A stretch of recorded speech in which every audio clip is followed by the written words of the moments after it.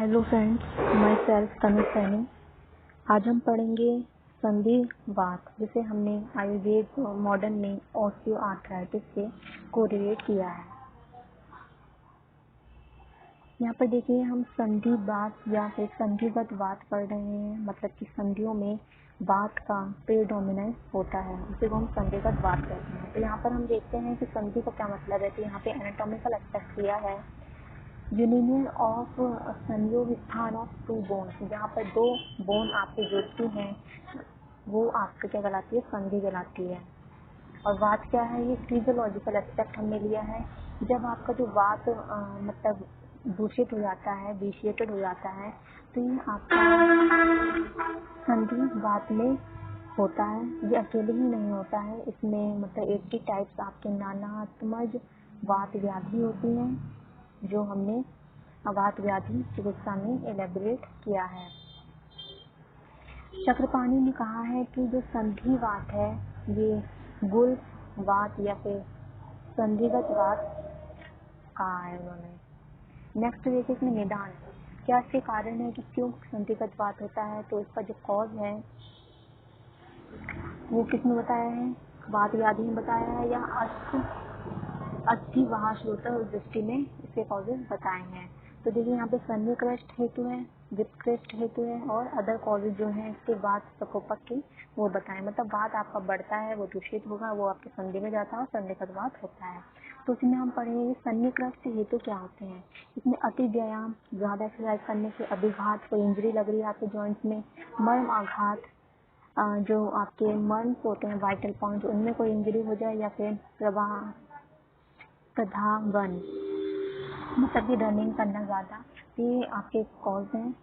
And विकृष्ट क्या होते हैं, कषाय, कटु, तिक्त, रस आप ज़्यादा लेते हैं, रुक्ष, शीत, लघु गुण आप लेते हैं या अल्पाहार लेते हैं, विषमासन, अध्यासन, तमितासन, चिंता, शोक, क्रोध, भय, अति जागरण, विषमोपकार, अति व्यवहाय, श्रम, दिवा स्वप्न, वेग संधारण, ये सब अगर आप करेंगे तो आपको संधिगत वात हो सकता है। इसमें वात प्रकोपक क्या है कि जंगल देश में अगर आप रह रहे हैं या फिर ग्रीष्म ऋतु के एंड में वात का प्रकोप होता है, वर्षा ऋतु में रहता है वात का प्रकोप, और शिशिर काल में भी इसका डोमिनेंस होता है। ठंड में ये ज़्यादा आपको हर्ट करेगा। यहाँ पर देखिए हमने लक्षण बताए हैं, क्या इसके लक्षण है, उसको हम रूप भी कहते हैं। वात पूर्ण धृति स्पर्श शूट संधिगते अनिले प्रसारण कुंचनो प्रवृत्तिश्च सवेदना, ये बताया चरक चिकित्सा 28/37 में। और सुक्षेत्र ने कहा है कि हंति संधिगत संधि शूल सोफो करोति च। माधव वेदांत ने कहा है हंति संधिगत संधि च शूल आटोपो करोति च। भाव प्रकाश ने कहा है कि हंति संधिगत संधि शूल शोथो करोति च। यहाँ पे देखिए हंति संधि का क्या मतलब है। यहाँ पर जो हंति संधि यूज हुआ है, इसका मतलब है कि जो फंक्शंस हैं वो लॉस हो जाते हैं, वो काम नहीं करेंगे। शूल आप जानते हैं पेन होता है, आटोप मतलब टिपिकल साउंड, गुड़गुड़ाहट जो होती है पेट में वैसी आएगी आवाज। वात पूर्ण धृति स्पर्श मतलब क्या होता है कि ऐसी साउंड जो मतलब जब आप बैलून आपका एयर से भरा रहता है और हम उसे रब करते हैं, वैसी साउंड अगर आपको सुनाई देती है तो उसे हम संधिगत वात में लेते हैं। शोथ मतलब स्वेलिंग होता है। प्रसारण और आकुंचनों प्रवृत्तिश्च संवेदना मतलब कि जब आप एक्सटेंशन और फ्लेक्शन करते हैं, अपने पैर को आगे और पीछे करते हैं, तो आपको एक पेनफुल मोमेंट होगा, आपको दर्द होगा। संप्राप्ति देखिए क्या है इसकी, धातु क्षय जन्य, ओल्ड एज में जो वात का प्रीडोमिनेंस आपका बढ़ जाता है, जिसकी वजह से मतलब आपका जो कफ होता है वो भी आपका कम हो जाता है और अग्नि आपकी मतलब ठीक से काम नहीं करेगी, आपकी मंद अग्नि होती है। उस वजह से जो धातु है आपकी वो ठीक तरीके से नहीं बन पाती है। जब आपका कफ कम हो जाएगा तो श्लेष्मक कफ जो होता है जॉइंट में वो भी कम हो जाएगा, जिसकी वजह से अस्थि संधि में क्षय होता है वो कम हो जाएगा। और इसकी वजह से क्या होगा कि वात जो होता है वो दूषित हो जाएगा और इसमें क्या होगा, स्थान संशय प्रकुपित वात हो जाएगा इसमें।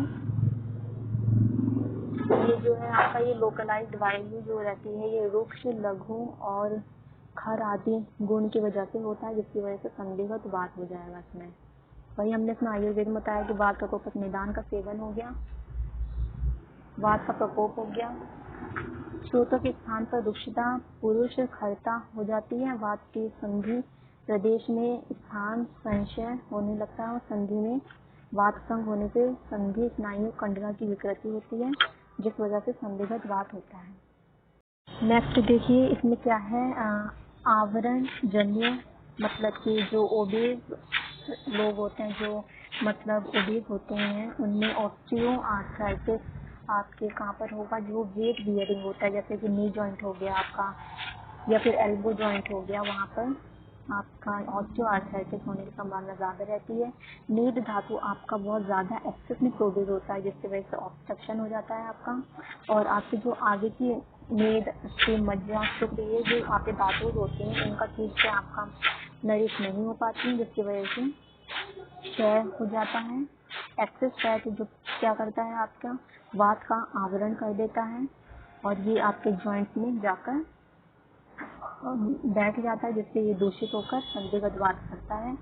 वही हमने यहाँ पे आयुर्वेद में बताया है। यहाँ पर देखिए षट क्रियाकाल, जब हमने मतलब निदान का सेवन कर लिया है, जैसे विषमासन हो गया, अनासन, अल्पासन, कटु कषाय रस, तीक्ष्ण स्निग्ध गुरु गुण अति सेवन करते हैं तो आपकी धातु क्षय हो जाएगी। या बिहार में आप शीत जल सेवन करेंगे, अति श्रम करते हैं तो उसमें आपका वात प्रकोप हो जाएगा। या मानसिक कोई भी आपको शोक हो रहा है या फिर आप मतलब कोई भी आपको मानसिक विकार है तो उस वजह से भी दिक्कतें होती हैं इसमें। धातु क्षय होने से क्या होगा, अनवह शोतक, रसवह शोतक, रक्तवह शोतक में दृष्टि होगी। वात प्रकोपक यहाँ पर हो रहा है। देन ये क्या करेगा, प्रसारण, जब हम एक्सटेंशन करते हैं अपना नी जॉइंट तो उसमें क्या होगा, ये सर्कुलेट होता है आपके श्रोतक में वात। देन ये आपके श्लेष्मक कफ में जाएगा जो आपके संधि में होता है, वहाँ अस्थि धातु का क्षय करता है ये। और ये जो आपका संधि है खावे गुन्निया उसमें हो जाएगा। देन स्थान संशय हो जाता है संधि में। देन आपका अस्थि शोतक, वात शोतक, मज्जा शोतक, मेदो शोतक ये आपके दूषित हो जाएंगे। इसमें असंधि शोथ, इसमें प्रसारण कुंचन वेदना होगी और वात पूर्ण द्रुति प्रसारण व्याप्ति ये सब इसमें सिम्टम्स दिखे हैं आपको जो हमने पहले पढ़े हैं, और आपकी संधि विकृति हो जाएगी इसमें।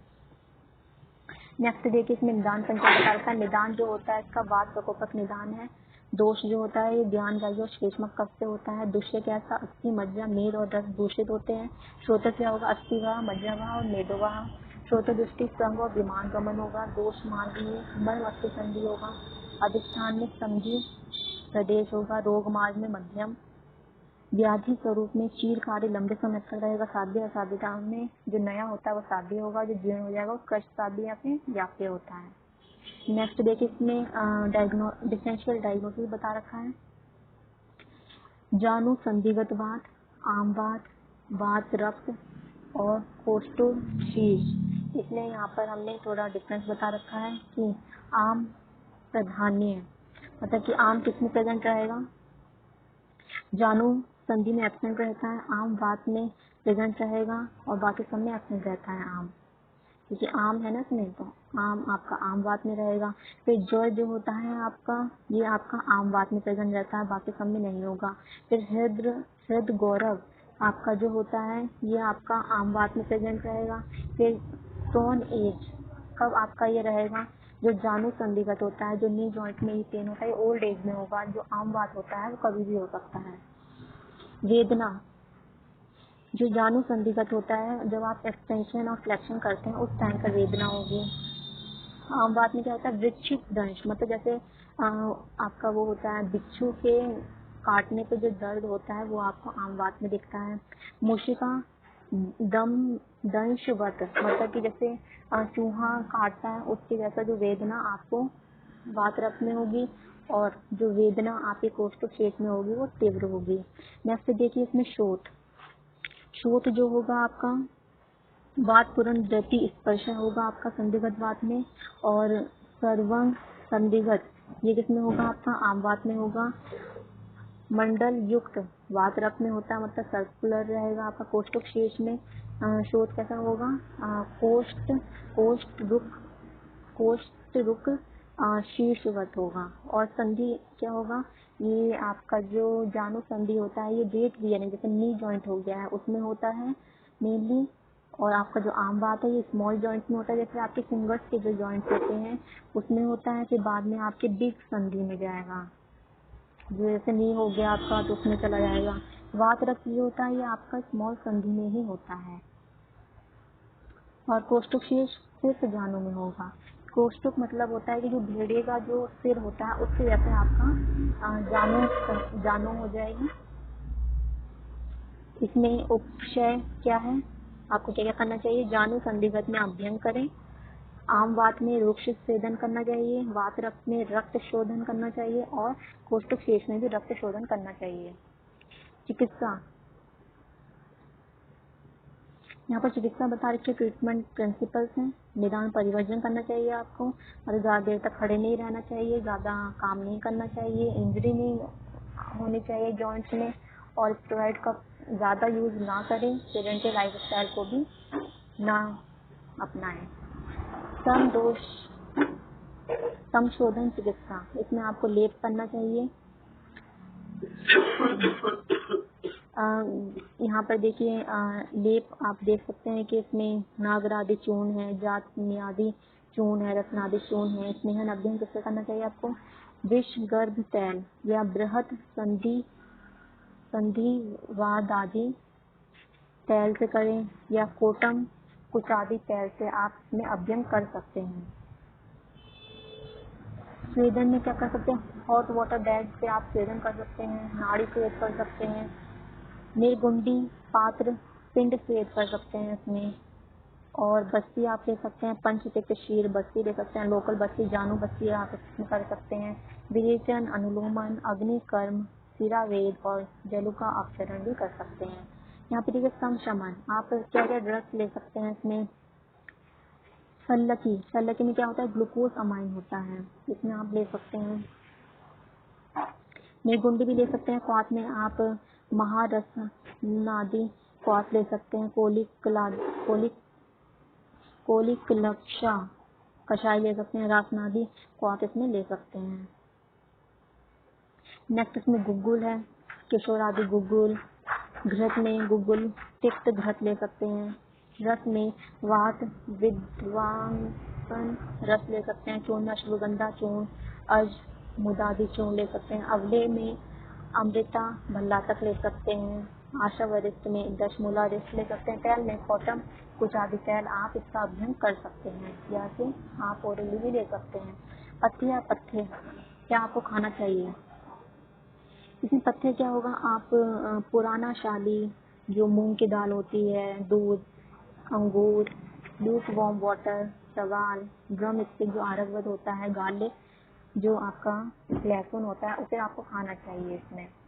और बिहार क्या कर सकते हैं, मसाज करें, वार्म वाटर बाथ पिएं, पोस्चर करेक्शन करें, दिनचर्या और दिनचर्या का फॉलो करें।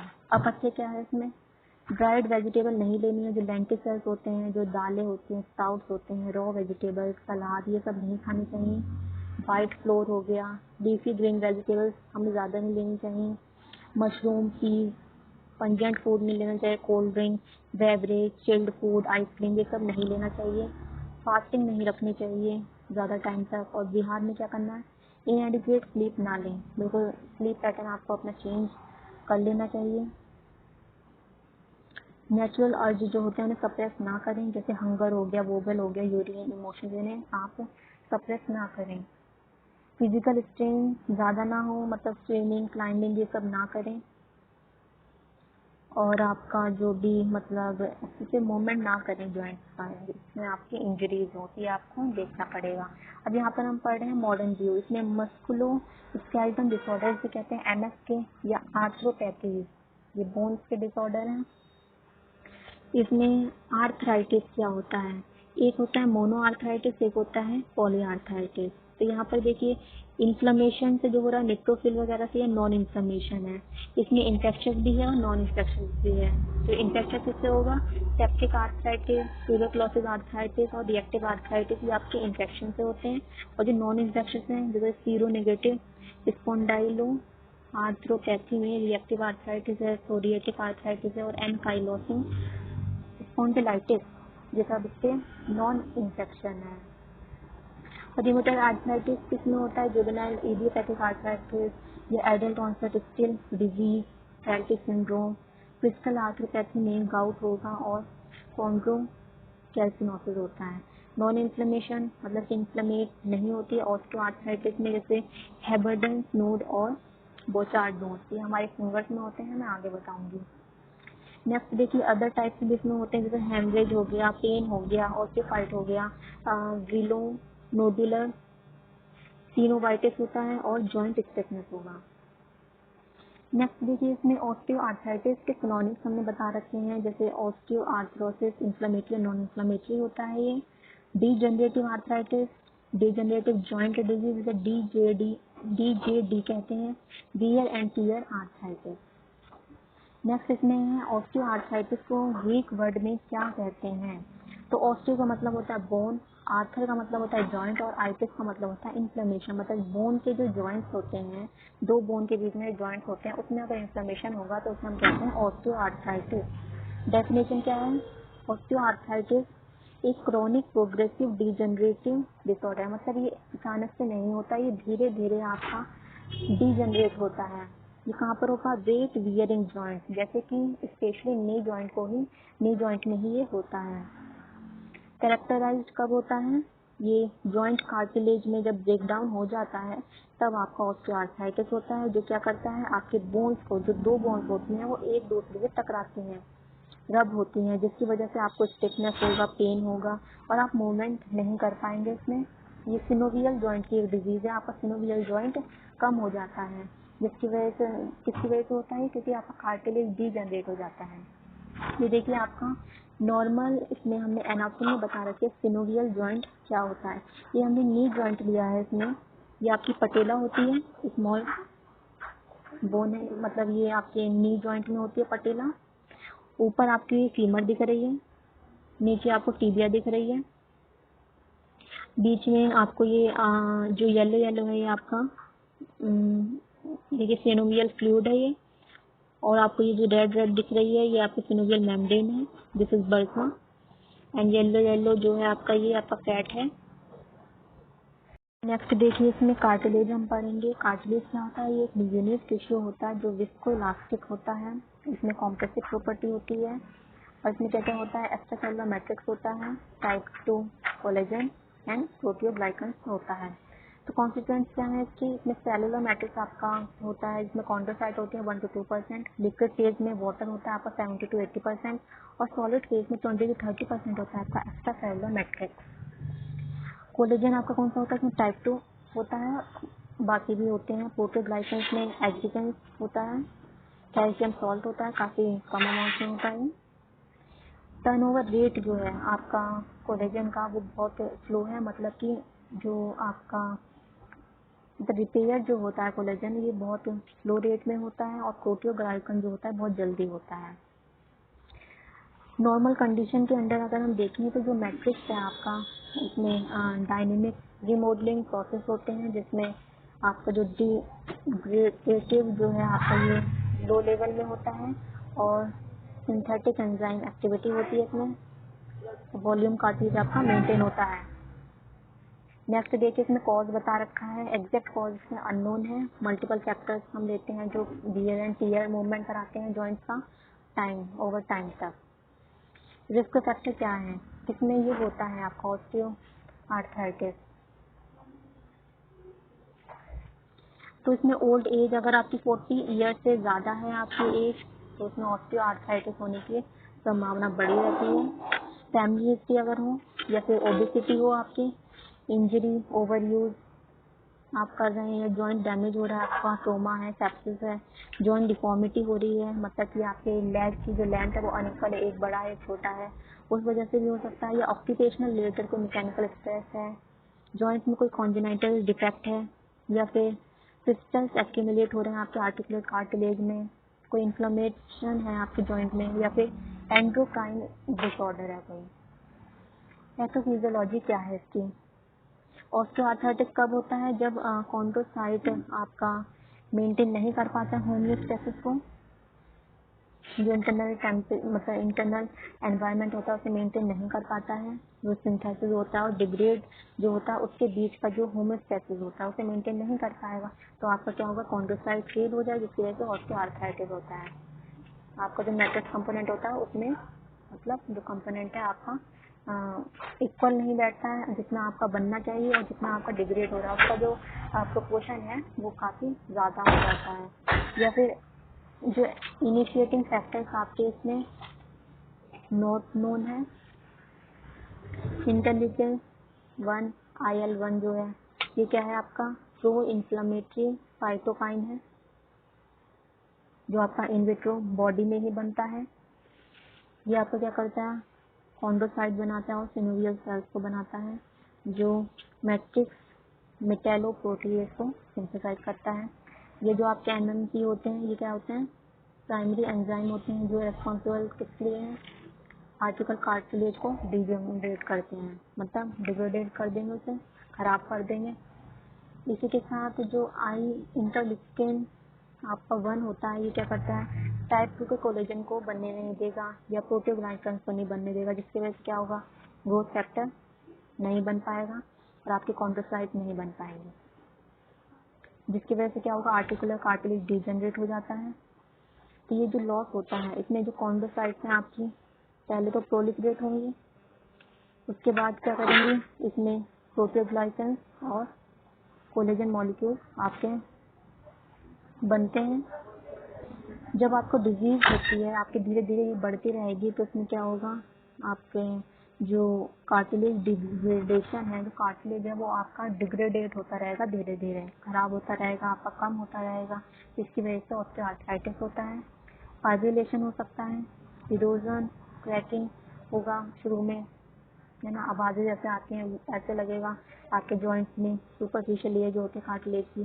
तो ये प्रोग्रेस धीरे धीरे आपका ये बढ़ता रहेगा, डीपर लेयर में जाएगा, तब जाकर आपको इसके में क्लिनिकली ऑब्जर्वेबल इरोजन्स दिखेंगे।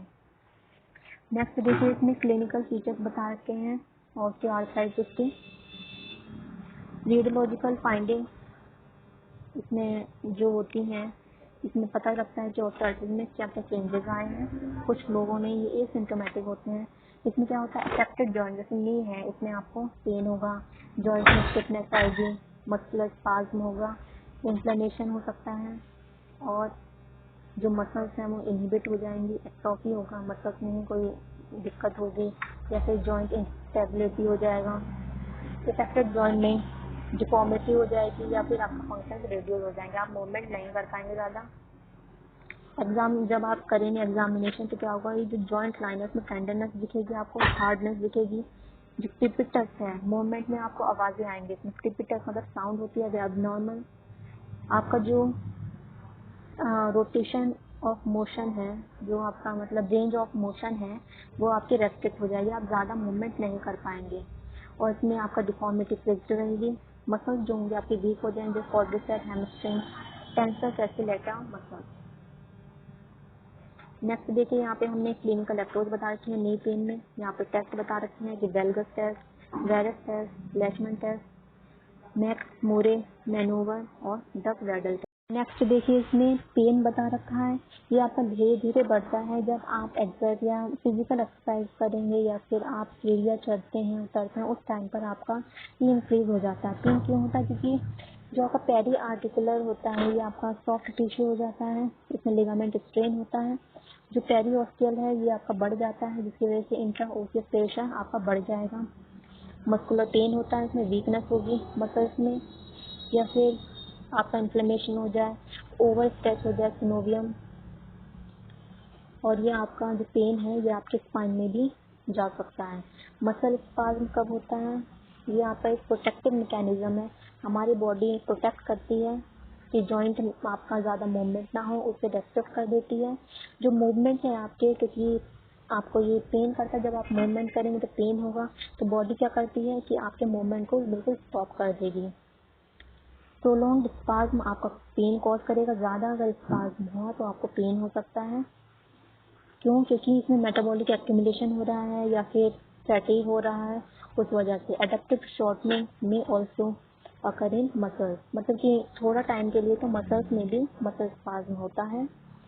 स्टिफनेस, ये आपका स्टार्टिंग में होती है क्योंकि पेन रहता है, आपका स्पाज्म रहता है, फिर बाद में ये कैप्सुलर हो जाता है।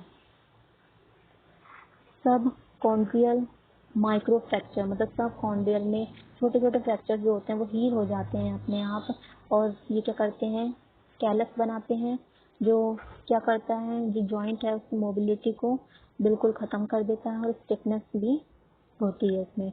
स्टिफनेस जो है आपकी ये क्या बोला गया है, इसे जेलिंग ऑफ जॉइंट कहा गया है। जब आप एक्टिविटी नहीं करेंगे तो उसमें ये कहा गया है। इन्फ्लेमेशन एंड डिफ्यूजन क्या होता है, ये आपका मतलब हमेशा प्रेजेंट नहीं रहता है जॉइंट में। साइन एंड सिम्टम्स क्या है, हीट होगा आपको, एरिथेमा मतलब रेडनेस, टेंडरनेस होगी, एक्सक्लूजन होगा, डिस्कम्फर्ट होगा और पेन होगा। रिड्यूस रेंज ऑफ मोशन, मतलब कि आप ज़्यादा मूवमेंट नहीं कर पाएंगे, उसको ये कम कर देता है। जॉइंट पेन, स्टिफनेस, ये सब जो कॉम्बिनेशन होता है ये आपको क्या करता है कि आपके जो रेंज ऑफ मोशन है उसको कम कर देगा। नेक्स्ट देखिए, इसमें लॉकिंग होती है क्योंकि आपका जो बोन है वो लार्ज हो गई है, या तो ऑस्टिफाइड हो गया है या फिर इसमें रिमॉडलिंग हो गई, उसकी वजह से आपका लॉकिंग हो जाएगा। ये मूवमेंट को रेस्ट्रिक्ट कर देता है। क्यों? क्योंकि इसमें डिस्फंक्शन हो गया है आपके जॉइंट कैप्सूल में। यहाँ पे कैप्सुलर पैटर्न बता रखे हैं डिफरेंट डिफरेंट जॉइंट में। जैसे हिप जॉइंट में एडक्शन कॉन्ट्रेक्चर होता है, नी में आपका फ्लेक्शन कॉन्ट्रेक्चर होता है, एंकल जॉइंट में आपका वैल्गस फोर्स इंक्रीज हो जाएगा, ग्रेट टो में हेलेक्स वैल्गस हो जाएगा, शोल्डर में एडहेसिव कैप्सुलाइटिस बनता है, हैंड में आपका स्मॉल जॉइंट के फिंगर्स में ये रहेगा। डिस्टल इंट्राफेरेंजियल, इंट्राफेरेंजियल जो होता है आपका इसमें हैबर्डन नोट्स में ये होता है, और प्रॉक्सिमल इंट्राफेरेंजियल जो होता है आपका बोचार्ड नोट्स में होता है। हम बताएंगे आगे क्या होता है ये। देन इसमें कार्पो मेटाकार्पल है इसमें, और ये भी आपका कार्पोफेरेंजियल जो होता है, मेटाकार्पोफेरेंजियल जॉइंट में भी आपका होता है 10%, और ये आपका कार्पो मेटाकार्पल जो होता है 50% केसेस में होता है। नेक्स्ट देखिए, इसमें मसल्स इनहिबिट हो जाएंगे या एट्रोफी हो जाएगा, तो उसमें आपका ये एक सेफ्टी मैकेनिज्म है। इसमें क्या होता है कि इंट्रा आर्टिकुलर प्रेशर आपका पॉजिटिव दिखता है, जैसे क्वाड्रिसेप कॉन्ट्रैक्चर होता है, जिसकी वजह से जो नी जॉइंट कैप्सूल है वो रप्चर हो सकता है। जॉइंट इंस्टेबिलिटी क्या होता है, इसमें जो मसल्स हैं आपकी, जो सराउंडिंग मसल्स हैं वो वीक हो जाएंगी, और ये पेन जो है आपका ये कभी कभी होगा आपको जब आप जॉइंट्स में कोई मूवमेंट करते हैं या उसकी वजह से आपको पेन इसमें होता है। नेक्स्ट देखिए, क्रीपिटस या ग्रेटिंग, इसमें जो साउंड होती है तो इसमें एक हार्श साउंड आएगी आपको, जब आप मूवमेंट करेंगे तो उसमें आपको क्रीपिटस सुनाई देगा। ये तो होता है क्योंकि आपके आर्टिकुलर सर्फेस में कोई इरेगुलरिटी आ गई है। माइल्ड क्रीकिंग है ना, धीरे से हल्की आवाज आ रही है तो इसमें सिनोवाइटिस हो सकता है। अगर लाउड क्रैकिंग हो रही है आपके तो आपकी ये एडवांस डिजीज है। नेक्स्ट देखिए, इसमें फंक्शंस रिड्यूस हो जाते हैं क्योंकि आपका मूवमेंट ना हो, उस वजह से आपके फंक्शंस रिड्यूस हो जाते हैं। डिफॉर्मिटीज, जो ऑस्टिफाइड डेवलपमेंट होता है इसमें जो जॉइंट्स होते हैं उसके इंस्टेबिलिटी को कम कर देगा, जिसकी वजह से क्या होगा, जो पेरिफेरल आर्टिकुलर सरफेस एरिया होता है वो इंक्रीज हो जाएगा। ये जो डिफॉर्मिटी होती है ये किसमें रहेगी, आपके ऑस्टियोआर्थराइटिस में रहती है। और इसमें क्या होगा, जो डेवलप होती है ये अनइक्वल होती है, मतलब मीडियल और लेटरल में ये अनइक्वल अमाउंट में होती है ऑस्टियोफाइट। यहाँ पर देखिए डिफॉर्मिटी बता रखी है, कैसे कैसे डिफॉर्मिटी होती है। यहाँ पर आपका जो फिंगर्स के जॉइंट्स हैं उसमें यहाँ पर डिफॉर्मिटी बताई है। पहला होता है इसमें हैवर्डन नोड्स। इसमें क्या होता है कि जो आपका डिस्टल इंटरफेरेंजियल होता है, मीन्स दिस वन, ये जो आपके इंटरफेरेंजियल जॉइंट्स होते हैं, इंटर है ना, डिस्टल इंटरफेरेंजियल जॉइंट, मतलब जो फिंगर्स के जो आपके ये जॉइंट्स होते हैं, यहाँ पर आपके जो बोन में स्वेलिंग आ जाएगी, जिसकी वजह से क्या होगा, ये इसमें ऑस्टियोफाइट्स के फॉर्म होते हैं और आपके आर्टिकुलर कार्टिलेज में ऑस्टियोफाइट फॉर्म होते हैं, जिसकी वजह से इसमें स्वेलिंग भी आ जाती है फिंगर टिप्स में। और बोचार्ड नोड्स कहाँ होते हैं, प्रॉक्सिमल, जो आपके ये दिख रहे हैं ये प्रॉक्सिमल इंटरफेरेंजियल जॉइंट्स में होता है। यहाँ पर आपके जो नोड्स होते हैं ये स्वेल हो जाते हैं और ये आपके बाद में प्रॉक्सिमल इंटरफेरेंजियल जॉइंट को भी इफेक्ट करती हैं। ये आपका लेस कॉमन है। जो बोचार्ड नोड्स हैं ये रूमेटॉइड आर्थराइटिस में ही आपको मिलता है। यहाँ पे देखिए डिफरेंशियल डायग्नोसिस बता रखा है कि रूमेटॉइड आर्थराइटिस और गोटी आर्थराइटिस कहाँ होता है। जो रूमेटॉइड आर्थराइटिस होता है ये स्वैन नेक डिफॉर्मिटी है, तो ये आपको दिख रहा है ना, ये स्वैन नेक डिफॉर्मिटी होती है। हाइपर एक्सटेंशन हो जाएगा, जो आपका प्रॉक्सिमल इंटरफेरेंजियल इसमें ज़्यादा एक्सटेंशन हो जाता है, ठीक है, ज़्यादा एक्सटेंशन हो जाएगा और फ्लेक्शन हो जाएगा आपका। डिस्टल इंटरफेरेंजियल जॉइंट में फ्लेक्शन होता है और प्रॉक्सिमल इंटरफेरेंजियल जॉइंट में एक्सटेंशन होगा। और इसमें बोटोनिया डिफॉर्मिटी बता रखी है कि प्रॉक्सिमल इंटरफेरेंजियल जॉइंट में फ्लेक्शन होता है और डिस्टल इंटरफेरेंजियल जॉइंट में एक्सटेंशन होगा। देन यहाँ पे नेक्स्ट है इसमें गाउटी आर्थराइटिस। इसमें क्या होता है, आपका इन्फ्लेमेशन होगा, ये नोवी स्वेलिंग होती है, इसमें अल्सरेट हो जाएगा, फिर डिस्चार्ज होता है, वाइट चॉक की तरह इसमें डिस्चार्ज होगा। यहाँ पे डिफरेंशियल डायग्नोसिस बता रखी है। देखिए इसमें कौन कौन से टिश्यू इन्वॉल्व होते हैं ऑस्टियोआर्थराइटिस में। कार्टिलेज जो होता है आपका सॉफ्ट हो जाएगा और लॉस हो जाएगा इसमें। बोन क्या होगी, ऑस्टियोफाइट बनते हैं, स्क्लेरोसिस बनेगा और सबकॉन्डल ऑस्टियोपेनिया होता है। कैप्सूल थिक हो जाएगा, सिनोवियम जो होती है आपकी थिक हो जाएगी और इन्फ्लेमेशन होता है। मसल्स में एट्रोफी होगा और वीकनेस हो जाएगी। लिगामेंट में डिजनरेशन हो जाएगा। बर्सी में सेकेंडरी बर्साइटिस होता है, इन्फ्लेमेशन हो जाएगा बर्सी में।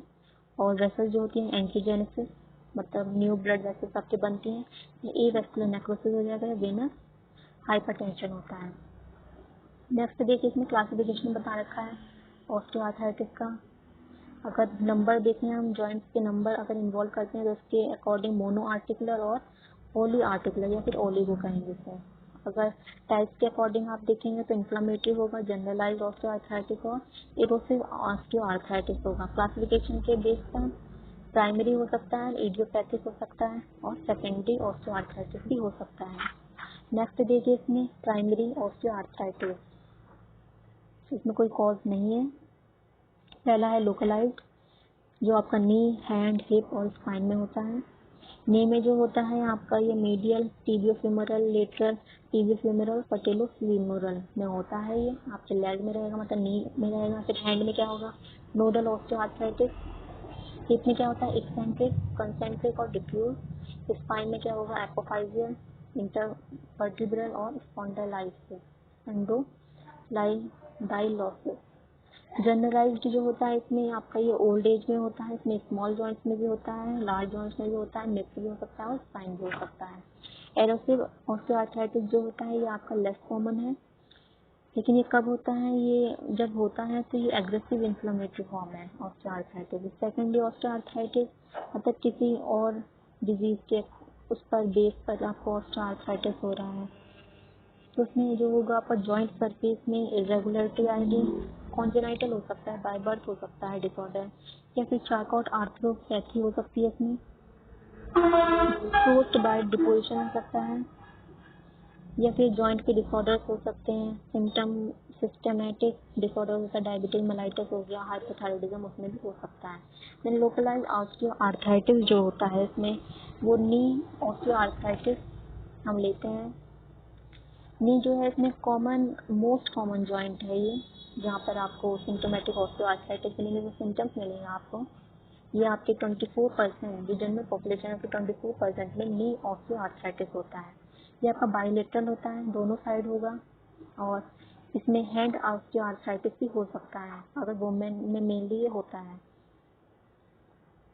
इसमें देखिए मीडियल टिबियोफ्यूमरल होता है, साइट है ये बता रखी है इसमें। अगर सीवियर बोन कार्टिलेज एक्सट्रैक्शन भी होता है at the site resulting in various deformity, और भी डिफॉर्मिटीज हो सकती हैं। या फिर पेटेलोफ्यूमरल, पेटिला और फीमर की बोन जो होती है उसके कंपार्टमेंट में हो सकता है। लेटरल साइड ज़्यादा होता है एज कम्पेयर टू मीडियन, क्योंकि इसमें इंटीमेट रिलेशनशिप होता है कॉर्डिसेप्स मैकेनिज्म का, जो जिसमें क्या होता है ये फंक्शन आपके इम्पेयर हो जाते हैं। ये देखिए नॉर्मल जॉइंट्स हैं, इसमें ये बोन दिखा रखी है, यहाँ पे बोन मैरो होती है, बोन मैट्रिक्स है ये जॉइंट कैप्सूल है।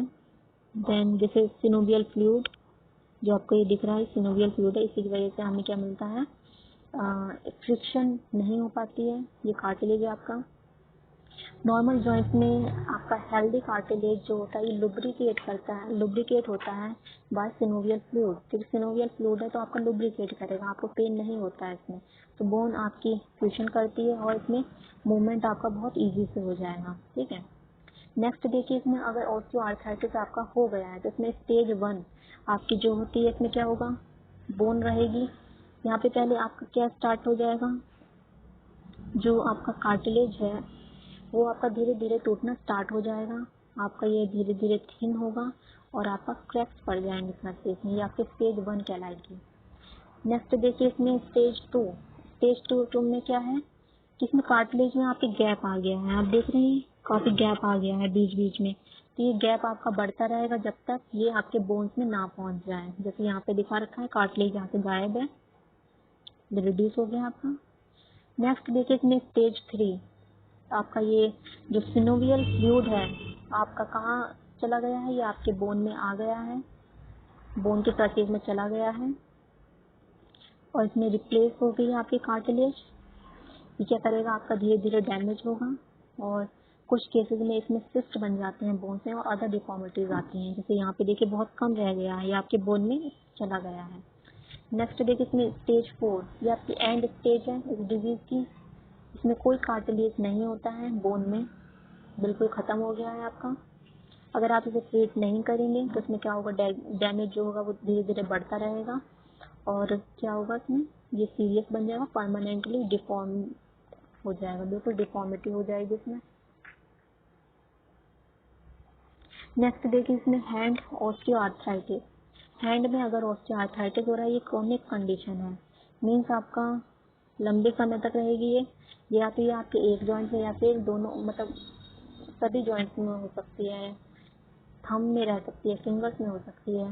मोस्ट कॉमनली किस में होती है ये, डिस्टल इंटरफेरेंजियल जॉइंट्स में होती है और प्रॉक्सिमल इंटरफेरेंजियल जॉइंट में, जो फिंगर के जो जॉइंट्स होते हैं उनमें होती है, या फिर बेस जो होता है थंब जॉइंट का उसमें होती है। ये सिम्टोमेटिक अगर है तो इसमें क्या होगा, आपकी जो ग्रिप है आप पकड़ नहीं पाएंगे हाथ से कुछ भी, आपको मतलब लिमिट रहेगी आपकी, आप ज़्यादा कॉन्सेंट्रेट नहीं कर पाएंगे।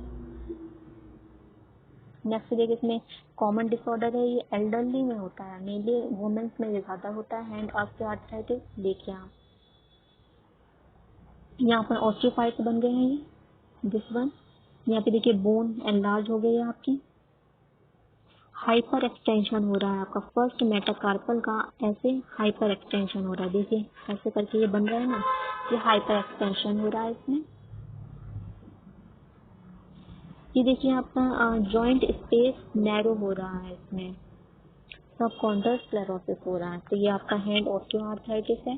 देन आप देखिए हिप ऑस्टियोआर्थराइटिस, ये क्या है, डीजेनरेटिव डिजीज है आपकी हिप जॉइंट की, इसमें आपका धीरे धीरे लॉस होते हैं आर्टिकुलर सरफेस, फेमोरल बोन का जो फेमोरल हेड का जो आर्टिकुलर सरफेस होता है और एसिटाबुलम का ये धीरे धीरे डिजेनरेट होते रहते हैं। देखिए यहाँ पर आपका ये हेल्दी है और यहाँ पर आपका ये बिल्कुल गायब भी हो गए हैं, कार्टिलेज आपका लॉस होता रहेगा। एक्सेंट्रिक जो होता है फेमोरल हेड आपका सुपीरियर लेटरल या सुपीरियर मीडियली माइग्रेट होता है ना, मतलब ट्रांसफर हो जाएगा। सुपीरियर पोल ऑस्टियोआर्थराइटिस आपका ये कॉमनेस्ट है, इसमें जो फोकल कार्टिलेज है उसके साथ रहता है ये, इसमें सुपीरियर पार्ट जो होता है जॉइंट का, ये ऊपर का जो पार्ट है ये आपका लॉस होता रहता है धीरे धीरे। ये आपका कॉमन साइट है। इसमें कंसेंट्रिक जो होता है फीमोरल हेड आपका मीडियली माइग्रेट करेगा, द मीडियली चला जाएगा आपका ये सेंटर की तरफ। जो ऑस्टियोफाइट आपका है इसमें फॉर्म होती है लेटरल एसिटाबुलम में या फिर मीडियल फीमोरल मार्जिन में। या तो आपकी लेटरल एसिटाबुलम जो रहता है इधर की साइड रहेंगी और मीडियल फीमोरल मार्जिन इधर की साइड रहेंगे, ठीक है। इसमें आपकी जो कॉर्टेक्स है वो थिक हो जाएगा। जो आपका मीडियल फीमोरल नेक है उसमें की पेरिओस्टल ऑस्टियोफाइट रहती है। इसमें डिफ्यूज क्या है, इसमें लार्ज एरिया इन्वॉल्व होता है। सेंट्रल मीडियल ऑस्टियोआर्थराइटिस आपके लेस कॉमन है। इसमें मोर सेंट्रल जॉइंट स्पेस आपका लॉस हो जाता है। लेस फीमोरल नेक बुट्रेसिंग होती है और इसमें नोडल ऑस्टियोआर्थराइटिस भी हो सकता है। तो ये आपका हिप ऑस्टियोआर्थराइटिस है।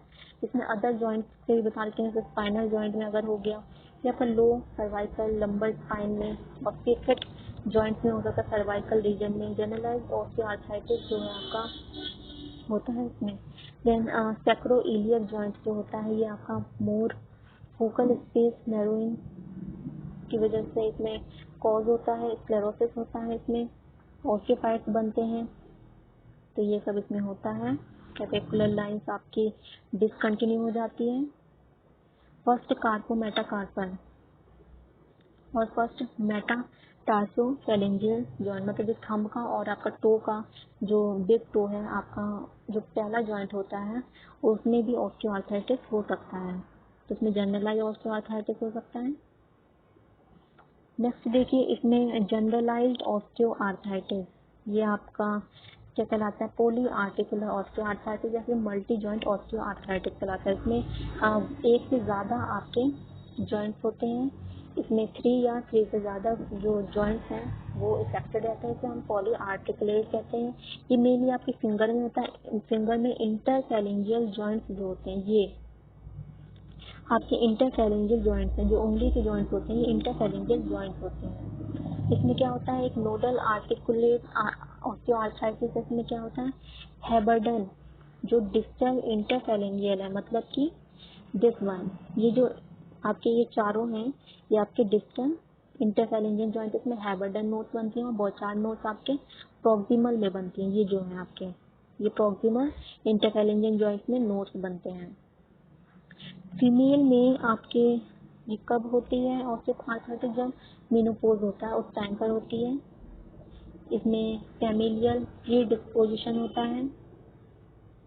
टिपिकली ये आपके वुमेन्स में होता है जो 40-50 ईयर्स की होती हैं। उनमें स्वेलिंग हो जाएगी सिंगल फिंगर में जो इंटरफेरेंजियल जॉइंट्स है, और फिर बाद में आपके अदर जो इंटरफेरेंजियल जॉइंट्स है धीरे धीरे ये बढ़ते रहेंगी, कुछ महीनों में बढ़ती रहती हैं। ये पॉली आर्थराइटिस मतलब एक 3 से ज़्यादा आपके इसमें जॉइंट्स को इफेक्ट करती है। तो देखिए इरोसिव ऑस्टियोआर्थराइटिस, इसमें क्या होता है, इन्फ्लेमेटरी प्रोसेस भी होता है और डिजेनरेटिव प्रोसेस भी होता है। इन्फ्लेमेशन भी होगा और डिजेनरेट भी होता है। तो डिस्टल इंटरफेरेंजियल और प्रॉक्सिमल इंटरफेरेंजियल जॉइंट्स हैं हैंड के, इसमें डिजेनरेशन भी होता रहेगा और इन्फ्लेमेशन भी होता रहेगा। देखिए यहाँ पर सॉ टूथ और गर्ल विंग है, जैसा कि यहाँ पर ये दिखा रखा है बिल्कुल ऐसा ही यहाँ पर मैं आपको दिखा देती हूँ। देखिए तो यहाँ पर विंग लाइक बन रही है ऐसे करके, विंग लाइक आपको यहाँ पर स्ट्रक्चर दिखेगा। ये आपका अनकॉमन है। इंफ्लेमेटरी साइन में आपको कॉम्बिनेशन मिलता है डिजेनरेटिव कार्टिलेज का जो चेंज होता रहता है, और इसमें रिमेटल आर्थराइटिस लाइक प्रोलिफरेटिव सिनोवाइटिस भी मिलता है। इसमें सब कॉन्डल रीजन्स में इरोजन्स होगा जब हम रेडियोग्राफी कराएंगे।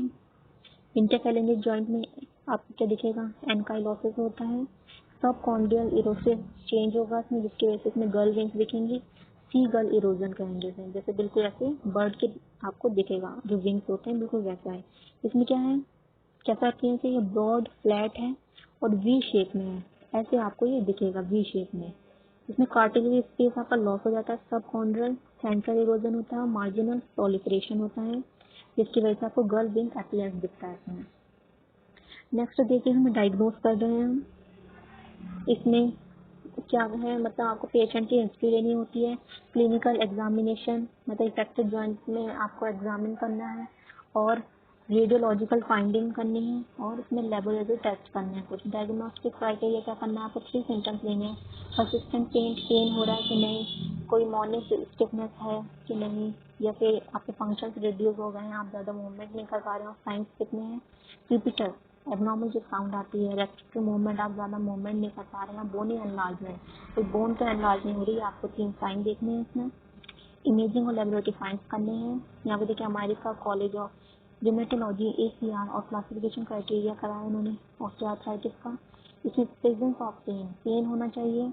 बोनी चेंज ऑन एग्जामिनेशन, एग्जामिनेशन के टाइम पर बोन में कोई चेंज होना चाहिए। नॉर्मल ESR होना चाहिए इसमें, और कैरेक्टरिस्टिक ऑस्टियोफाइट्स होनी चाहिए, और जॉइंट नैरो स्पेस नैरोइंग होना चाहिए रेडियोग्राफ में। ये सारे क्राइटेरिया आपको डायग्नोज करते हैं कि आपको ऑस्टियोआर्थराइटिस है। डायग्नोसिस क्राइटेरिया बता रखा है कि नी में क्या होता है, आपको पेन होना चाहिए नी में, देन इसमें ऑस्टियोफाइट्स आपकी प्रेजेंट होनी चाहिए रेडियोग्राफ में।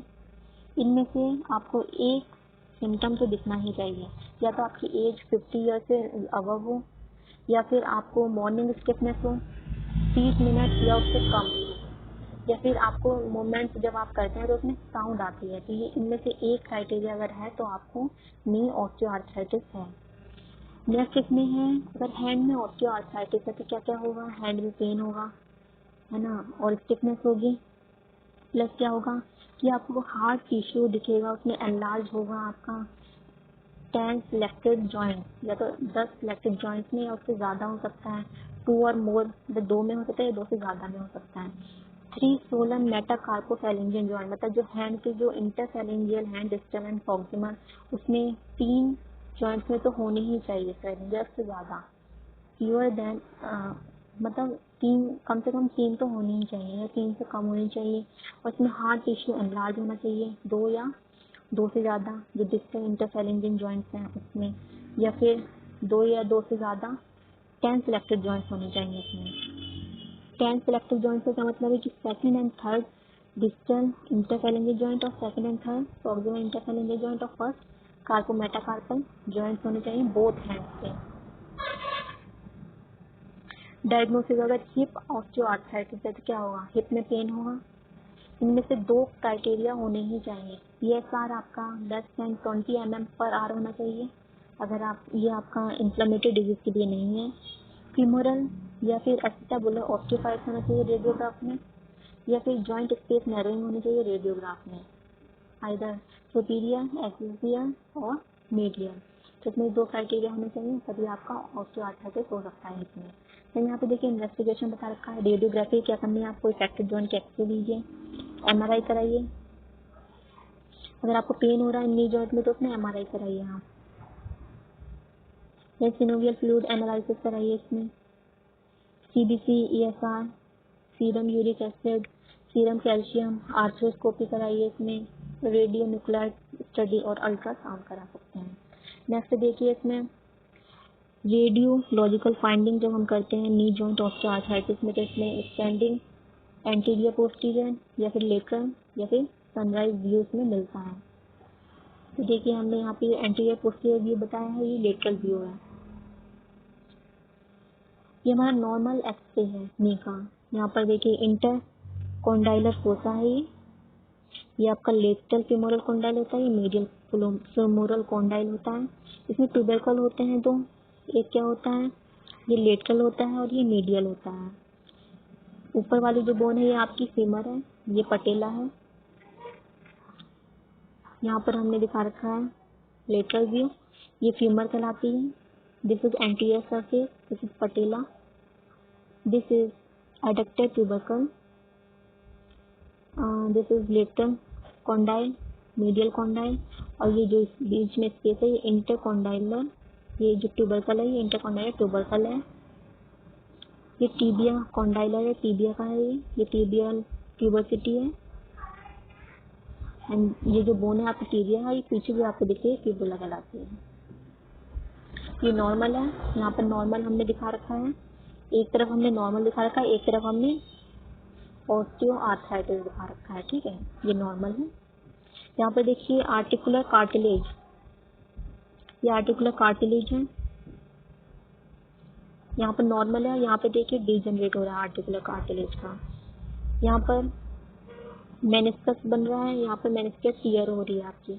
यहाँ पर सिनोवियल मेम्ब्रेन है आपकी, और यहाँ पर जो सिनोवियल मेम्ब्रेन है वो आपकी क्या हो रही है, इन्फ्लेमेशन हो रहा है। ये देख रहे हैं आप, ये इन्फ्लेमेशन हो रहा है। और जो बोन है आपकी ऐसे है, नॉर्मल है ये। तो यहाँ की बोन हमने दिखा रखा है। जो बोन है आपके, इसमें स्क्लेरोसिस हो रहा है, सबकॉन्ड्रियल बोन में स्क्लेरोसिस हो रहा है, और उसकी फाइट बन रहे हैं आपकी, एक्स्ट्रा ग्रोथ हो रही है इसमें। यहाँ पर हमने ये आपका व्यू लिया है यहाँ से, तो देखिए इसमें ये आपका एडम TS5 और MMP13 बन रहा है, हाइपरट्रॉफी हो रहा है। यहाँ पे एपोप्टोसिस हो रहा है, यहाँ क्लस्टर्स बन रहे हैं, तो आपका एबनॉर्मल ग्रोथ हो रही है यहाँ। नेक्स्ट देखिए इसमें ऑस्टियोआर्थराइटिस, जॉइंट स्पेस नैरोइंग, जो आपका स्पेस है वो नैरो हो रहा है। यहाँ पर देखिए ये जो है, यहाँ पर ऑस्टियोफाइट बन रही है, ये देखिए एक्स्ट्रा ग्रोथ हो रही है, ये ऑस्टियोफाइट बन रही है। देन सबकॉन्ड्रियल स्क्लेरोसिस हो रहा है इसमें, सबकॉन्ड्रियल स्क्लेरोसिस हो रहा है। ये राइट नी का है। देन ये लेफ्ट नी का है, इसमें ऑस्टियोआर्थराइटिस ज़्यादा हो रहा है, मतलब ऑस्टियोफाइट्स आपकी बन रही है। पहले यहाँ थी, अब यहाँ आ गई है ऑस्टियोफाइट। ये स्क्लेरोसिस हो रहा है इसमें। यहाँ पे देखिए जॉइंट स्पेस नैरो हो रहा है आपका, पहले इसमें इतना है और इसमें बहुत कम हो गया है आपका। यहाँ पे देखिए जॉइंट स्पेस नैरो हो जाता है, सबकॉन्डियल बोन फॉर्मेशन हो जाता है, मतलब न्यू बोन बनेगी इसमें, और मीडियल ऑस्टियोफाइट फॉर्मेशन होता है धीरे धीरे। मीन्स मीडियल इधर है, ये ऑस्टियोफाइट बन रहा है, मतलब एक्स्ट्रा ग्रोथ हो रही है आपके। यहाँ पे देखिए आपका ये जो जॉइंट स्पेस है, इसके बीच में जो स्पेस है ये आपका कम हो गया है।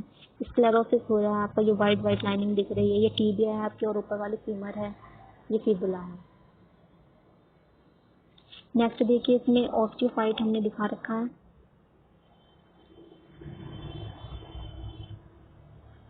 यहाँ पर ऑस्टियोफाइट से ये देखिए, ये ऑस्टियोफाइट आपकी बन रही है, न्यू बोन फॉर्मेशन हो रहा है आपका। ये ऑस्टियोफाइट्स बन रही हैं, ये आपकी न्यू ग्रोथ हो रही है, इसे ऑस्टियोफाइट्स कहेंगे। सनराइज व्यू, जैसे सनराइज होता है बिल्कुल वैसा आपको इसमें व्यू दिखेगा। ये आपका नॉर्मल है। यहाँ पर पटेलो फ्यूमरल ऑस्टियोआर्थराइटिस है, मतलब पटेला और फीमर का आपको यहाँ पर व्यू दिखेगा। ऊपर जो है ये आपका नॉर्मल है। देखिए ये ऊपर क्या है आपका पटेला है, ये आर्टिकुलर सरफेस का पटेला की, ये लेटरल कॉन्डाइलर है फीमर का, ये मेजर कॉन्डाइलर है फीमर का। ये आपकी फीमर है, ऊपर पटेला है। तो यहाँ पर देखिए जो पटेला है इसमें क्या हो रहा है, पटेला और फीमर के बीच का जो स्पेस है वो नैरो हो गया है, और ऑस्टियोफाइट आपकी फॉर्म हो रही है, रेड रेड जो हमने दिखा रखी है। यहाँ पे सब कॉन्डल स्क्लेरोसिस हो रहा है ये, और मीडियन टू लेटर इसका माइग्रेशन हो रहा है। नेक्स्ट इसमें है चेल ग्रीन लॉरेंस ग्रेडिंग स्केल दिखा रखा है। ग्रेड 1, ग्रेड 2, ग्रेड 3 और ग्रेड 4 होती है इसमें क्लासिफिकेशन। अगर नॉर्मल है तो कोई इसमें फीचर नहीं दिखेगा ऑस्टियोआर्थराइटिस का। अगर आपको डाउट हो रहा है तो इसमें आपको कुछ इसमें ऑस्टियोफाइट्स दिखेंगे, कुछ सिग्निफिकेंस दिखेंगे। अगर माइल्ड है तो इसमें ऑस्टियोफाइट्स आपको दिखते ही हैं। नॉर्मल जॉइंट स्पेस रहेगा, जॉइंट स्पेस आपको नॉर्मली दिखेगा।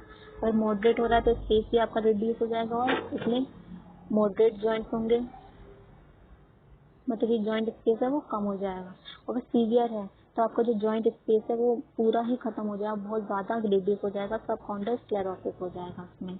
देखिए स्पेस बहुत कम हो गया है यहाँ पर, और स्क्लेरोसिस हो गया है यहाँ। नेक्स्ट इसमें है रेडियोलॉजिकल फाइंडिंग है हैंड जॉइंट्स की जो होती है आपकी। यहाँ पर हमने पहले भी बताया था कि ये गर्ल विंग्स, इसमें आपको ये अपीयरेंस दिखेंगे, जैसे ये है दिस वन, ये आपका गर्ल विंग अपीयरेंस है। इसमें सिंगल पोस्टीरियर एंटीरियर व्यू है, मतलब बिल्कुल आपके हैंड का ये एक्सटेरिया है। इसमें बोन का स्क्लेरोसिस हो रहा है, फोकल नैरोइंग हो रही है, लेटरल सबलेक्शन हो रहा है इसमें एरोजन से, और इरोसिव ऑस्टियोआर्थराइटिस हो रहा है इसमें, सबकॉन्डल बोन इरोजन हो रहा है, और इसमें गर्ल विंग दिख रहे हैं, और सॉ टूथ अपीयरेंस आपको उसमें मिलना ही है, तभी आप इसको हैंड ऑस्टियोआर्थराइटिस कहेंगे। देन इसमें देखिए ऑस्टियोआर्थराइटिस में आर्थ्रोस्कोपिक डायग्नोसिस हो रहा है। ये कब करते हैं हम, किससे करते हैं, ये आपको आर्थ्रोस्कोप से करना होता है। ये एक टाइप का एंडोस्कोप है जो हमें अपने जॉइंट में इंसर्ट करना होता है, एक स्मॉल सा इंसिजन देकर। इसमें जो आर्थ्रोस्कोपी है इसे हम डायग्नोसिस के लिए करते हैं, मतलब कार्टिलेज में हम डायग्नोस करते हैं। ये हमें एक्सरे में नहीं दिखता है। इसके एडवांटेज क्या है कि इसमें ये ट्रेडिशनल ओपन सर्जरी नहीं करनी होती है। इसमें जो जॉइंट्स हैं आपको पूरा खोलना नहीं पड़ता है। इसमें आपको सिर्फ एक छोटा सा इंसिजन देना होता है, 2 स्मॉल इंसिजन देने होते हैं, 1 for arthroscope and 1 for surgical instrument. एक आपको आर्थ्रोस्कोप के लिए देना होता है और एक सर्जिकल इंस्ट्रूमेंट के लिए देना होता है। सिर्फ 2 ही इसमें इंसिजन देने होते हैं, आपको इसमें सर्जरी करने की ज़रूरत नहीं होती है। सर्जन इसमें व्यू करते हैं जॉइंट एरिया को वीडियो मॉनिटर में और इसे डायग्नोस करते हैं कि कितना आपका जॉइंट मतलब डिजनरेट हुआ है, कौन सा ग्रेड है ऑस्टियोआर्थराइटिस का, तो वो हम इसमें देखते हैं। देन इसमें देखिए मैनेजमेंट, इसमें आपको पेन रिलीव करने का लेना चाहिए, एंटी एनाल्जेसिक लेना चाहिए, जॉइंट फंक्शन इंप्रूव करना चाहिए, डिसेबिलिटी को मिनिमाइज करना चाहिए, क्वालिटी बढ़ाएं अपनी लाइफ की। देन इसमें जो रिस्क फैक्टर है उसको मिनिमाइज करें और पेशेंट को एजुकेट करें। ट्रीटमेंट प्रिंसिपल क्या है इसमें, कंजर्वेटिव ट्रीटमेंट क्या है, नॉन ऑपरेटिव ट्रीटमेंट है, लाइफ स्टाइल बदलिए अपना, ऑर्थोटिक मेडिकेशन लीजिए, topical treatment, oral analgesic, chondroprotective agent, intra articular injection लीजिए। ऑपरेटिव ट्रीटमेंट में arthroscopic lavage, cartilage repair technique, osteotomy करना चाहिए अराउंड द नी और जॉइंट आर्थ्रोप्लास्टी कराना चाहिए इसमें। नेक्स्ट देखिए आप अपना लाइफ स्टाइल मॉडिफाई करें, इसमें वेट लॉस करें क्योंकि ये ऑस्टियोआर्थराइटिस का मेन कॉज क्या है, ओबिसिटी है। 5% अगर वेट रिडक्शन हो रहा है तो आपको 18% इम्प्रूवमेंट मिलेगा फंक्शनिंग में। देन पेशेंट को एजुकेट कीजिए, मैनेज करिए, सेल्फ मैनेजमेंट दीजिए, behavioral intervention to increase exercise को इंक्रीज कीजिए और फिजिकल एक्टिविटी कीजिए। आप मसल्स को स्ट्रेंथ कीजिए, एक्सरसाइज स्ट्रेचिंग, जो स्ट्रेचिंग वाली एक्सरसाइज होती हैं वो करिए। रेंज ऑफ मोटेशन को अपना इम्प्रूव करें। स्ट्रेस आपको कम लेना चाहिए जो आपके इन्फेक्टेड जॉइंट्स हैं, जैसे लंबर फैसेट है, ऑस्टियोआर्थराइटिस, ये अगर आप स्विमिंग करते हैं तो ये और ज़्यादा ख़राब हो जाएगा। अगर कॉन्ड्रोमलेशिया पटेला है इंडिविजुअल को तो उसको मतलब राइड नहीं करनी चाहिए बाइक। आपको रेंज ऑफ मोशन जो होता है नी ऑस्टियोआर्थराइटिस का, उसमें आपको इम्प्रूव करना चाहिए। मस्कुलर की स्ट्रेंथ, मसल्स की जो स्ट्रेंथ है उसको बढ़ाएं। जो आपकी क्वाड्रिसेप है, हैमस्ट्रिंग है, टेंसर फैसिलेटा मसल्स हैं, ग्लूटियस मीडियस, ग्लूटियस मैक्सिमम, इनको इम्प्रूव करें। जैसे कि आप टाइट मसल्स पे स्ट्रेच कर सकते हैं, कैप्सूल जो पोस्टे कैप्सूल से स्ट्रेच करें, पटेला की मोबिलिटी को एक्सरसाइज कराएं, मेंटेनेंस थेरेपी करें, तो ये सब इसमें इम्प्रूव करें। यहाँ पे देखिए रेंज ऑफ मोशन बता रखे हैं कि नी ऑस्टियोआर्थराइटिस को हम कैसे इसमें कर सकते हैं इम्प्रूव। हैमस्ट्रिंग स्ट्रेच कीजिए, काफ स्ट्रेच कीजिए, स्ट्रेट लेग रेज करें, स्क्वाट सेट करें, seated hip march, pillow squeeze, heel raise, side leg raise, sit to stand, one leg balance करना है, स्टेप अप और वॉकिंग करें, तो ये इसमें इम्प्रूव करें आप। यहाँ पे देखिए ऑर्थोटिक जो असिस्टिव डिवाइस होती हैं वो हम यूज़ करते हैं पेशेंट को ट्रीट करने के लिए, या तो हम बेल्ट यूज़ करते हैं, ब्रेसेस यूज़ करते हैं, जिससे हमारा जो पोजीशन है वो ठीक रहे और हमें सपोर्ट मिले, जो हमारा अलाइनमेंट है उसको सपोर्ट मिले, कोई डिफेक्ट है तो उसको सपोर्ट मिलता है। इसमें स्पेशल एप्लियंसेस हम यूज़ करते हैं जो पेशेंट को कंफर्टेबल प्रोवाइड कराते हैं, वो इंडिपेंडेंटली मूव कर सकते हैं, उन्हें सपोर्ट मिल जाता है, मसल्स जो भी फ्रैक्चर जॉइंट है उनमें सपोर्ट मिल जाता है। तो यहाँ पे एग्जांपल दे रखे हैं, cane, crutches, walking aid, splint braces, knee taping, foot या मॉडिफिकेशन, ये ऑर्थोटिक्स हैं। लेकिन नी टेपिंग है ये हमें टेप को हमें इसे पोजीशन करना होता है नी पर, ये स्टेबल पोजीशन हमें दे पाता है, इसमें अलाइनमेंट आपका इम्प्रूव होता है, आपका स्ट्रेस कम होगा और सॉफ्ट टिश्यूज में भी स्ट्रेन कम होता है जो नीज के अराउंड रहते हैं। यहाँ पे देखिए फुट वियर मोडिफिकेशन है, एक वेरस होता है और एक वेल्गस होता है और एक फ्लैट फुट होता है। जो वेरस होता है ये आपका ऑब्लिकली डिस्प्लेस होता है, मिड लाइन की तरफ ये आपका झुका हुआ होगा, तो इसमें क्या होगा, लेटरल वेज इंसोल रहेगा। आपका जो वेरस टॉर्क है वो आपका कम हो जाएगा। वेल्गस क्या होता है, ये आपका मिड लाइन से अवे, मतलब कि आपका मिड लाइन से अवे रहेगा, लेटरल साइड आपका मतलब झुका रहेगा, जिससे आपको मीडियल वेज इंसोल होगा। आपके वेल्गस टॉर्क को ये कम करेगा। फ्लैट फुट जो होता है ये आपका फ्लैट टर्न रहेगा, इसमें मीडियल आर्च सपोर्ट होता है।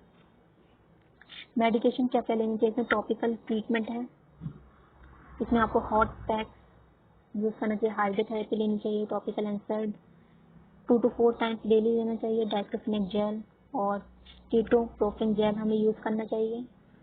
टॉपिकल कैप्सिकिन ये चिली पेपर का एक एक्टिव इंग्रेडिएंट है। देन इसमें लिनीमेंट मिथाइल सैलिसिलेट हमें यूज करना चाहिए। तो ये मेडिकेशन है टॉपिकल, हम स्किन पर यूज करते हैं। देन ओरल एनाल्जेसिक, इसमें एनसेड होते हैं, जो एनसेड है non steroidal anti inflammatory drug. Classification है आपका त्रिपाठी में दे रखा है। नॉन सिलेक्टिव कॉफ इनहिबिटर है, पेरिफेरेंशियल कॉफ 2 इनहिबिटर, इसमें नाइमिन सुलेट डिक्लोफिनेक है और सिलेक्टिव में कॉफ 2 इनहिबिटर है। ये एनाल्जेसिक एंटीपायरेटिक है with poor anti inflammatory action. इसी में आपका पैरासीटामोल एसिटामिनोफेन आता है। यहाँ पर थोड़ा दे रखा है कि एनसेड कौन से होते हैं। देन इसमें जो पैरासीटामोल है या फिर टॉपिकल एनसेड हम कंसिडर करते हैं पहले। अगर आपको इससे पेन से रिलीफ नहीं मिलता है तो आप इसमें और भी एनसेड इसमें यूज़ कर सकते हैं, कॉक्स इनहिबिटर या फिर ओपियोइड इसमें कंसिडर कर सकते हैं। जैसे ट्रामाडोल को आप पैरासीटामोल के साथ दे सकते हैं, तो ट्रामाडोल को एक्लोफिनेक के साथ दे सकते हैं। पैरासीटामोल कितनी डोज 3 to 5 से 650 mg दे सकते हैं 6 घंटे के अंतर पर। ट्रामाडोल जो होती है 50 से 100 mg होती है, ओरली देनी है 6 घंटे के अंतर पर। 400 mg पर डे देना है मैक्सिमम, इससे ज़्यादा नहीं होनी चाहिए। एसिलोफिनेक 100 mg ट्वाइस डेली देना चाहिए। डिक्लोफिनेक सोडियम में, डिक्लोफिनेक पोटेशियम, इंडोमिथेसिन, सेलिकोक्सिब और एटोरिकोक्सिब, ये सब आपके एनाल्जेसिक हैं, एनसेड हैं। देन न्यूट्रास्यूटिकल्स हैं, इसमें कॉन्ड्रोप्रोटेक्टिव एजेंट्स हैं। ग्लूकोज अमाइन, ये आपका ग्लूकोज अमाइन की डिफरेंट फॉर्म है, जिसमें ग्लूकोज अमाइन सल्फेट होता है, ग्लूकोज अमाइन हाइड्रोक्लोराइड होता है एंड एसिटाइल ग्लूकोज अमाइन होता है। डोज क्या है इसकी ग्लूकोज अमाइन सल्फेट की, आपको ओरल अगर लेना है तो इसमें 1500 mg लेना है, आपको दिन में एक बार लेना है। अगर 500 mg ले रहे हैं तो दिन में 3 बार लीजिए। लोकल एप्लीकेशन क्या है, 30 mg पर ग्राम आपको ग्लूकोज अमाइन सल्फेट लेना है। देन अगर IM देना है तो 400 mg ग्लाइकोज अमाइन सल्फेट आपको वीक में 2 बार लेना है। ये ग्लूकोज अमाइन सल्फेट 1050 mg और टर्मरिक रूट एक्सट्रैक्ट का 500 mg आपको दिन में 2 बार लेना है। ये आपको 6 वीक तक लेना है। डाइटरी सप्लीमेंट में क्या है, ग्लूकोज अमाइन ले सकते हैं, इसमें chondroitin sulphate, methyl sulfonyl methane और शार्क कार्टिलेज ये सब यूज़ कर सकते हैं। न्यूट्रास्यूटिकल्स क्या होते हैं, ये ऐसे प्रोडक्ट हैं जो आपके फूड सोर्स से डेराइव्ड होते हैं, जिसमें हेल्थ बेनिफिट्स होते हैं और कुछ बेसिक न्यूट्रिशनल वैल्यूज होती हैं। कॉन्ड्रोइटिन सल्फेट में 800 से 1200 mg पर डे लेना होता है हमें। देन मिथाइल सल्फोनाइल मीथेन, इसमें 1.5 से 6 ग्राम होती है। देन इसमें डायसेरिन आपकी 5 mg आपको दिन में एक बार लेनी होती है खाने के साथ। और कोलेजन हाइड्रोलाइसेट, इसमें कोलेजन जो होता है आपके बीफ से, पॉर्क से, फिश बोन से बना हुआ होता है। देन कैल्शियम सॉल्ट और विटामिन भी ले सकते हैं। देन इंट्रा आर्टिकुलर इंजेक्शन ले सकते हैं, इसमें कॉर्टिकोस्टेरॉइड इंजेक्शन होते हैं। ट्राइएमसिनोलोन एसीटोनाइड, इसमें क्या है, केनालॉग 40 ये होता है। प्रिपरेशन देखिए क्या है, ट्राइएमसिनोलोन हेक्सासिटानोइड, इसमें डोज है आपकी 20 mg और स्मॉल जॉइंट डोज है 2 to 6 mg। ट्राइएमसिनोलोन एसीटोनाइड है 20 mg है। ये मिथाइल प्रेडनिसोलोन एसीटेट है 40 mg और इसमें ट्राई एनसिनोलोन डायासीटेट है 20 mg और डेक्सामिथासोन एसीटेट है आपका 5 mg। इसमें देखिए इंट्रा आर्टिकुलर हियालुरोनेंस है, ये आपके जॉइंट्स को लुब्रिकेट करता है, आपके फ्रिक्शन को कम करेगा और जो जॉइंट एजिंग है उसको कम करता है, पेन आपका कम करेगा, स्टिफनेस को कम करेगा। जो हाइएल्जन है इसमें हम देते हैं जो आर्थराइटिस मेडिकेशन, जब हम इसमें इफेक्टिव नहीं होते तब हम ये देते हैं। इसकी डोज जो है 2 ml है। आपको इंट्रा आर्टिकुलर इंजेक्शन देना होता है, वीकली देना होता है आपको, 1 वीक में एक बार देना होता है। हाइएल्जन जो है आपका, ये आपको यंगर्स में नहीं देना चाहिए, जो 21 ईयर्स ओल्ड होते हैं उन्हें नहीं देना चाहिए। सर्जिकल मैनेजमेंट क्या है, इसमें आप सर्जरी करते हैं और कोई एबनॉर्मेलिटी है स्ट्रक्चरल, इसमें आर्थ्रोस्कोपिक इरिगेशन करते हैं, arthroscopic debridement, artery cartilage repair technique है, ऑस्टियोमाइज है, आपको करना होता है नी के अराउंड, और जॉइंट आर्थ्रोप्लास्टी करते हैं। यहाँ पे एग्जाम्पल दे रखे हैं कि थंब बेस ऑस्टियोआर्थराइटिस है या इंट्राफैलेंजियल ऑस्टियोआर्थराइटिस है या नी ऑस्टियोआर्थराइटिस है, उसमें हम क्या क्या कर सकते हैं। ये आर्थ्रोस्कोपिक इरिगेशन है, डेब्राइडमेंट कर रहे हैं। This is high tibial osteotomy in unicompartmental arthritis, ये जेनू वेल्गस और वैरस इसमें करते हैं। नेक्स्ट है ये अनकम्पार्टमेंट है, अनकम्पार्टमेंटल नी आर्थ्रोप्लास्टी है, पार्शियल नी आर्थ्रोप्लास्टी है, टोटल नी आर्थ्रोप्लास्टी करते हैं, टोटल नी रिप्लेसमेंट, नी को ही हम रिप्लेस कर देते हैं इसमें। Thank you for viewing my video, please share and subscribe my channel. Thank you.